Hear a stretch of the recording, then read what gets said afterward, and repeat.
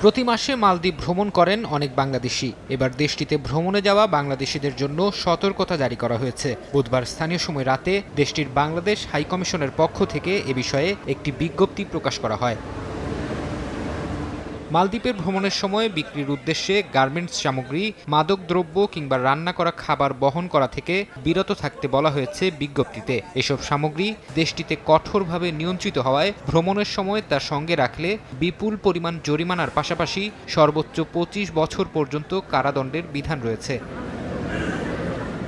পাসপোর্টের তথ্যে ভুল কিংবা জাতীয় পরিচয়পত্র বা জন্ম সনদের সঙ্গে মিল না থাকায় দেশে গিয়ে এসব সংশোধন করে পুনরায় মালদ্বীপে এসে বিমানবন্দরে বিপাকে পড়ছেন অনেকে। এই পরিস্থিতি এড়াতে দেশে গিয়ে পাসপোর্টের তথ্য পরিবর্তন না করার পরামর্শ দেওয়া হয়েছে হাইকমিশনের পক্ষ থেকে।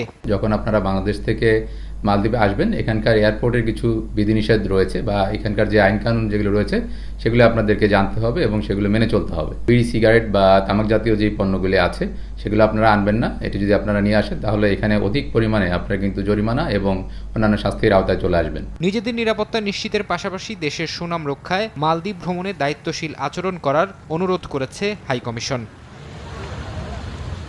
সময় সংবাদ, মালদ্বীপ।